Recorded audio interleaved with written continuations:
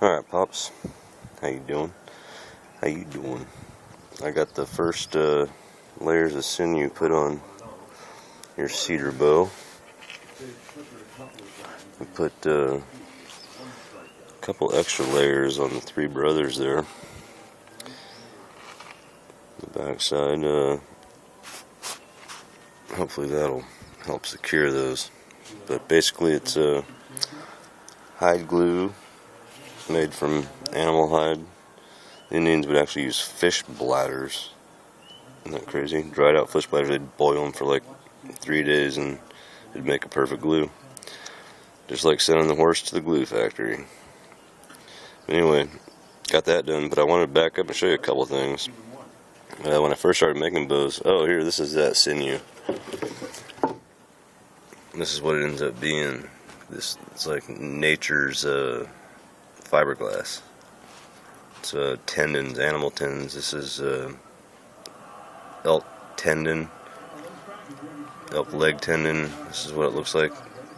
And then you just slowly start tearing these little, I can't do it with one hand. Anyway, you start tearing these off and they make these little tiny fibers, and you fluff them up by running your like you'd make a ribbon curl in a Christmas package. You just run a pair of scissors down or something like that and they fluff up. Anyway, a couple things to show you. When I first started making bows, this was the funny thing. Except for Pacific yew is the best thing to make a bow out of. English yew actually is, but Pacific yew is what we have around here, which we don't have around here. But I found one actually. But in my yard, the other few trees are juniper, incense, cedar, maple, and ash are the other bows that are good or woods to make bows out of. And it's funny, right in my front yard, juniper and incense, cedar, which is what your bow is being made out of. Right behind that redwood, there's an Oregon maple, and there are 2 ash trees right there, and there's my landlord's house. So obviously, cutting is done with a handsaw at night. But anyway, a couple other things. Making bows and arrowheads has been more tragedies than successes. And this was a Pacific yew bow that I had that I backed with maple, and didn't know about cutting in the arrow rest. I thought I would just make one on the side, but that's not right. And I learned that you don't use heat to make a bow bend. Well, you do, but you use steam, not actual fire. Because if you use fire, what a lot of people have told me is your bow will actually snap. So, and this was a really big tragedy here. Pacific yew that had a couple knots in it, and I actually cut a couple biscuits in that ended up working out really well, or they would have ended up working out really well. But instead of using, and I still didn't learn the cutting in the, I did, I guess, a little bit on that one.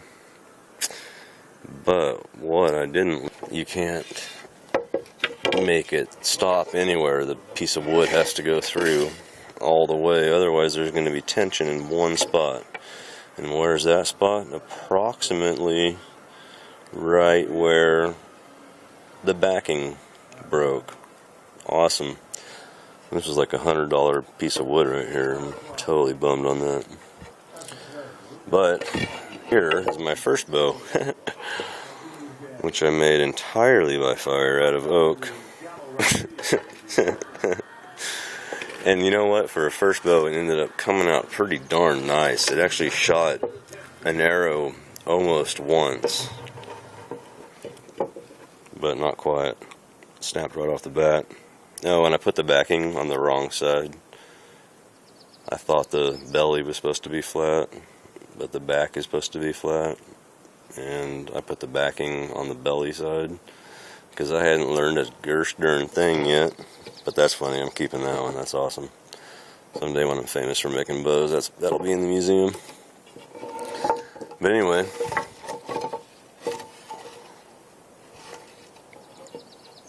and I'll tell you why these 4 stripes are significant. The 4 stripes always start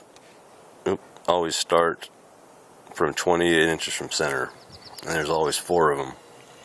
So it's 428, and that's Glory's birthday. So all my bows always have that. So sell yours, Grandpa. Sorry she doesn't talk to you more. I know it's frustrating for you guys. It's frustrating for me as well. Trust me. But on a lighter note, look at the natural recurve this thing has. It's gonna be awesome. Might not even give this one to you. Kidding. It's gonna be gorgeous though. If the 3 brothers don't give us any trouble. Bastards. But they don't go all the way through. So, we'll see. Alright, love you, Pops.